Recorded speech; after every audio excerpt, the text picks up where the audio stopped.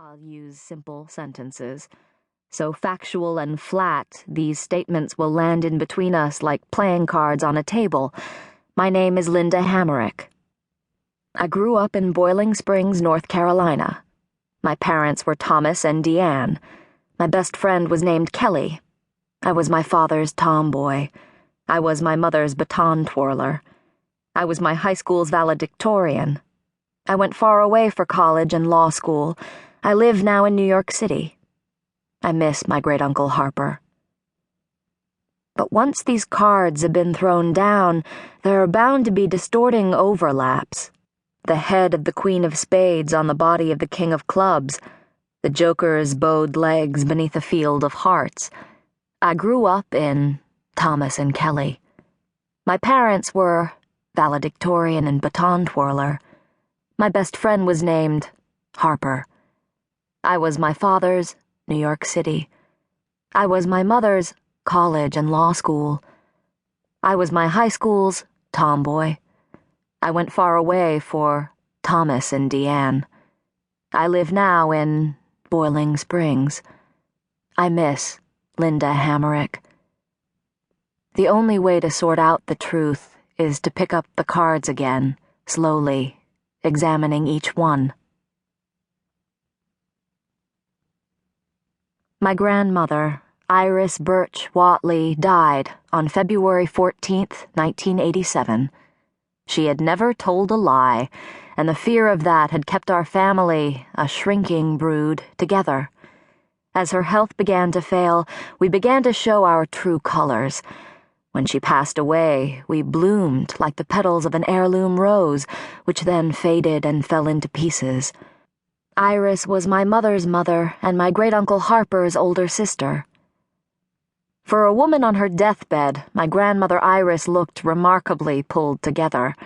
Her eyebrows had been freshly drawn in. Her lips were a frosted coral. Her gray hair had just been done in a modified, somewhat modernized bouffant. She had a visiting nurse and a visiting beautician. They were some of the perks of dying at home. "What I know about you, little girl, would break you in two."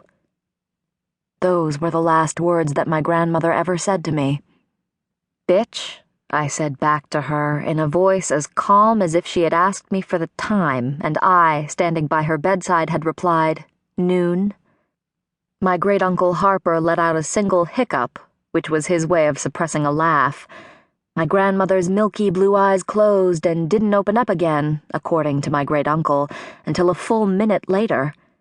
Deanne, that was what I called my mother by then, took that time to whisper, "Hush your mouth, Linda." Then she pointed an outraged finger at the door, which I slammed shut on my way out. For Deanne, that exchange was a final, excruciating example of what her 74-year-old mother and her 19-year-old daughter had in common. My grandmother Iris and I were both speaking the truth, and Deanne couldn't stand to hear it.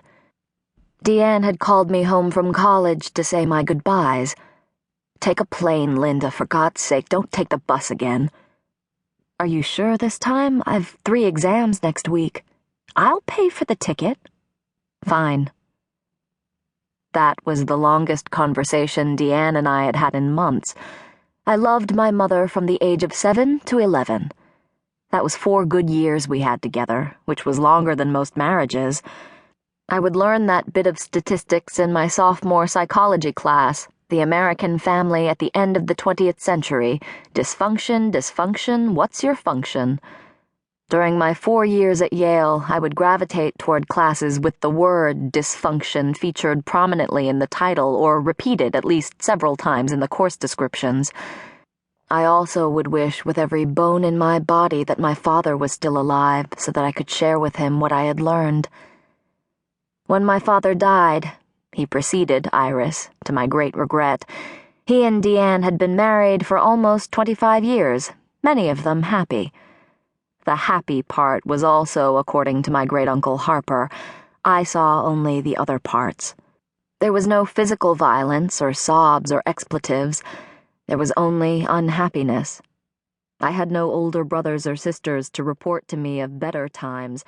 Mom and Dad used to give each other